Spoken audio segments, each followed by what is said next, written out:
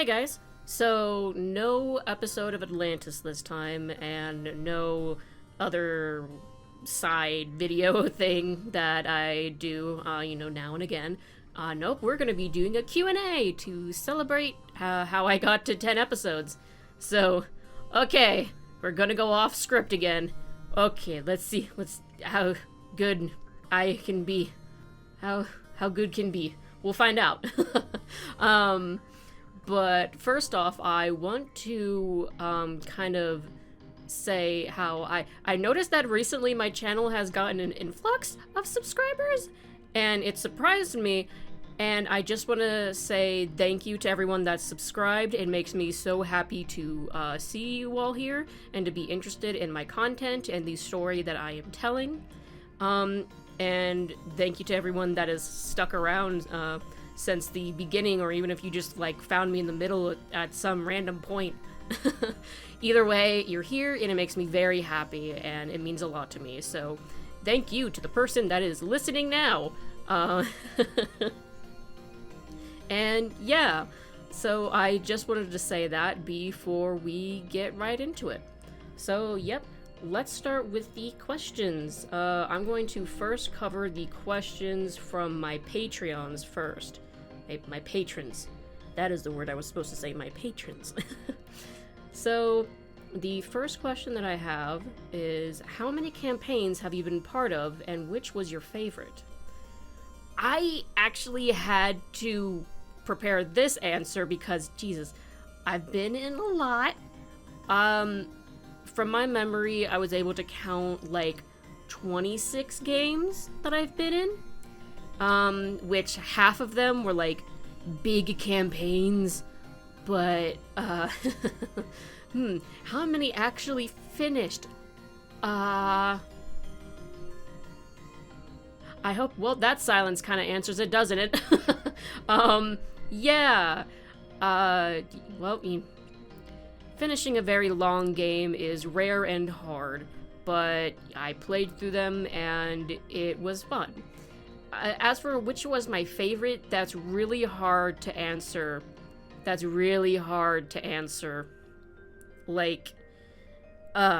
My first game will always hold a very special place in my heart, to be honest. That one, but that one didn't finish, so, if I had to choose one, I'd say that the game Golden Land, where I play Noella and where Kemi's character Danare is from, means a lot to me. It is something that I hold very dear for multiple reasons that I won't get into because that's going to get into a long answer. But I guess if I really had to choose one, it would be that game. So yeah, Golden Land is my favorite, I guess, at the moment. Now, the second question that I have, is there a reason you chose the sins you did for each of the Atlantis characters? If so, were there any that you had a hard time choosing between? Now, there at the time were a couple of the Atlantis players that I chose the sin for them because that was the vice that was chosen for their character. You see, in World of Darkness, Hunter the Vigil, part of creating your character is that you have to choose a vice and a virtue.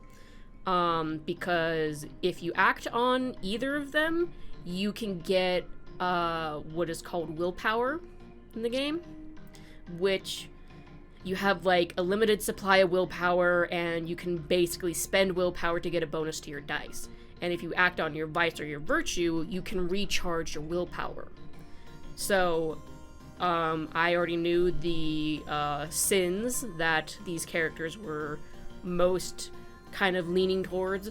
So I either went off of that, or I just kind of thought, who could I actually use to influence them in a way and to fuck them up?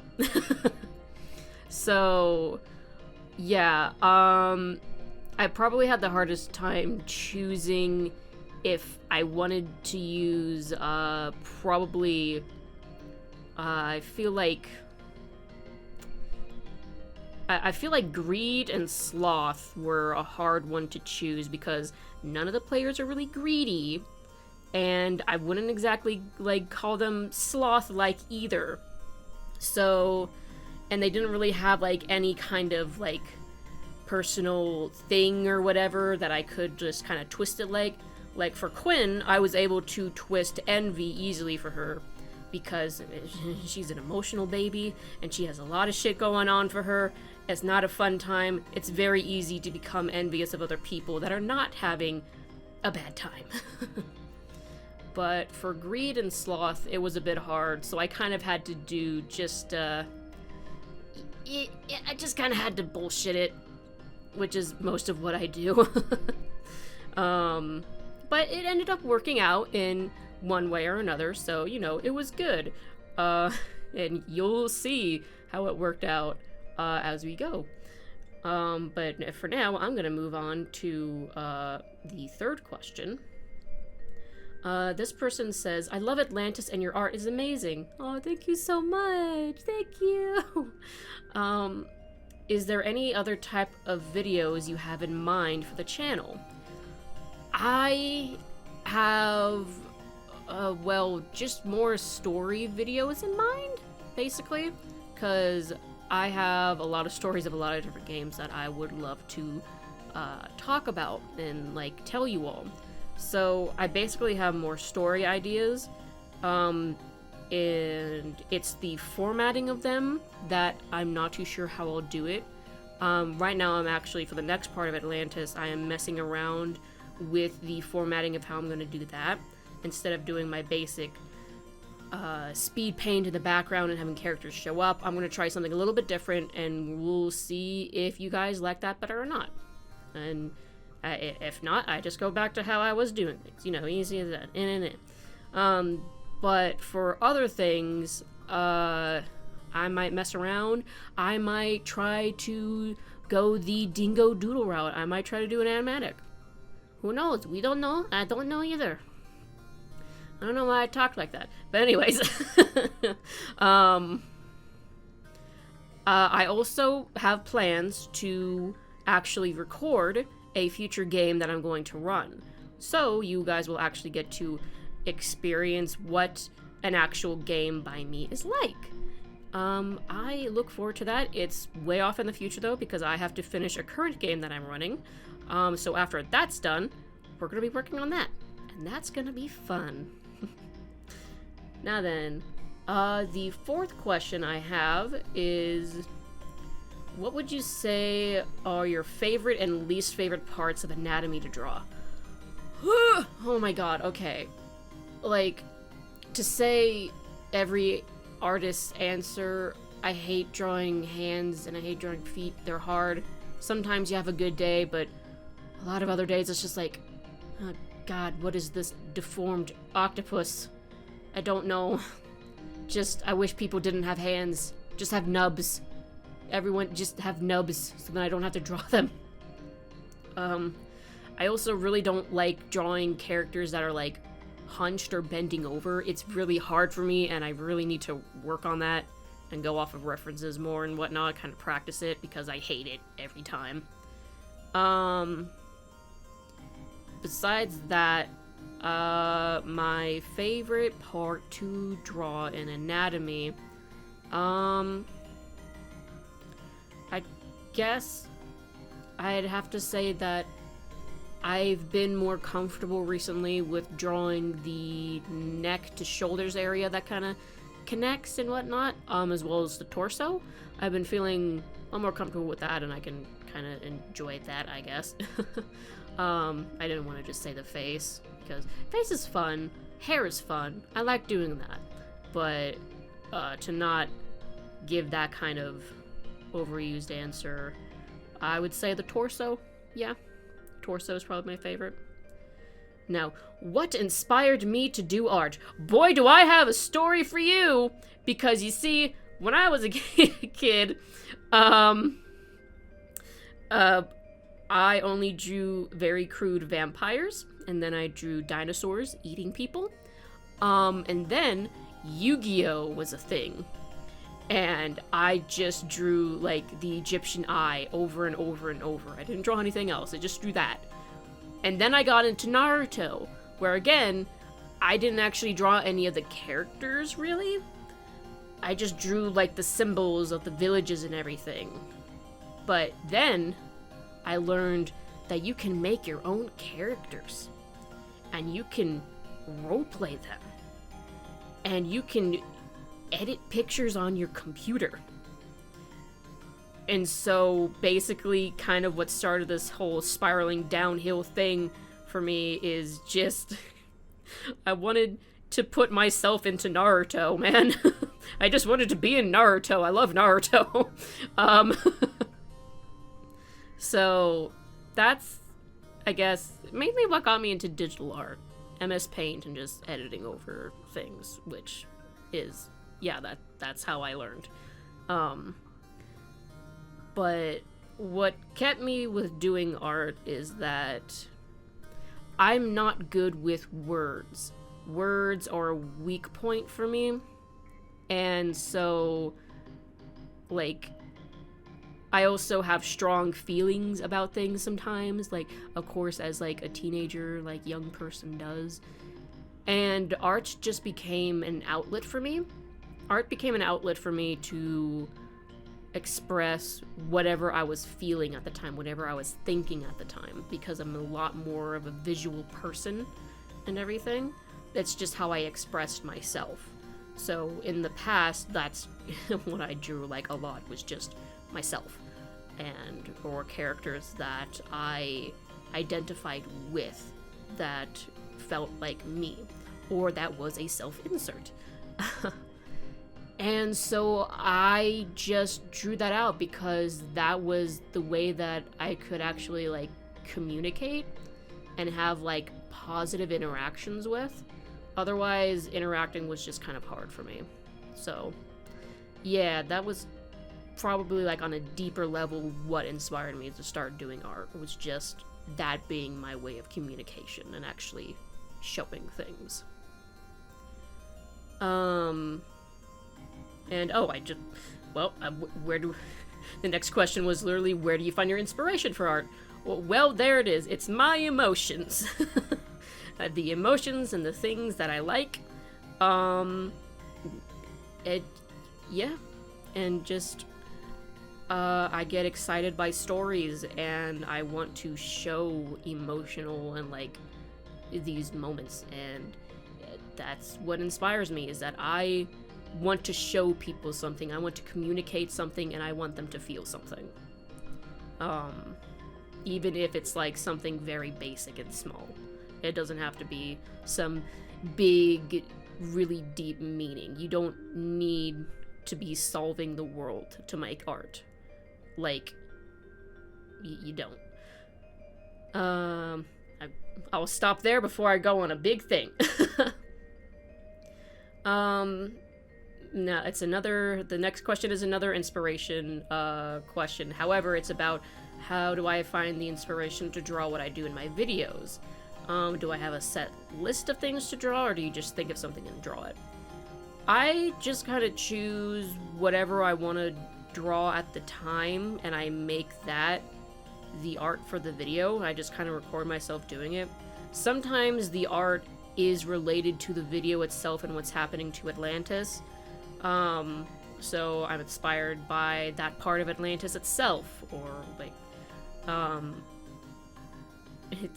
sorry, I just felt weird for a moment saying, like, I'm inspired by my own story. But, it's kind of how it, is for some of them. Other parts is just things that I really wanted to draw at the time for whatever reason. And that's just what I chose. It's mainly just to, like, fill space in the background. So there's not always a deeper meaning. If it's something that's not Atlantis related, it's just, this is what I felt like drawing. Here it is. Ta-da. Oh. Right. This question. Okay, here's a question that I almost, forgot. So when choosing your dice for the sessions, which dice do you eat first? The metal ones or the resin ones? Personally, I go for my glitter dice first. Fucking goddamn it, Mo. um, you know, I can only go for the resin dice. I can't eat the metal one. It's too much iron in my diet. I can't do it.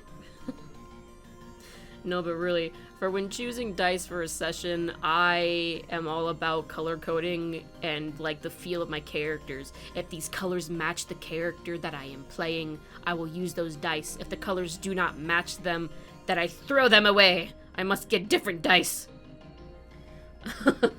So that's how I choose my dice. I need to color code them. I need the representing colors and feeling of my character. I need it.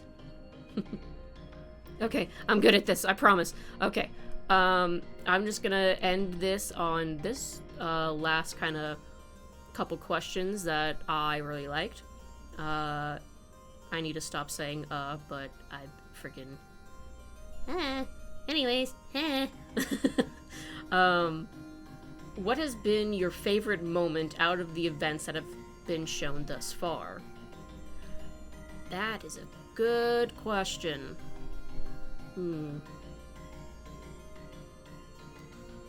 My favorite thing that I've shown thus far would either have to be with Cody just suddenly randomly showing up, just like, hey, what's up? Oh, you're in a layer of hell too? Cool.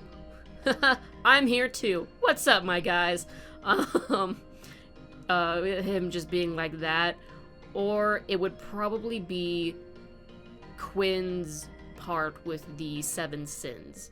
Just because I have very fond memories of Cammy just constantly screaming about Luther and all of the shit that he puts her through with it. It's fun. It's a very fun time. So yeah, probably that.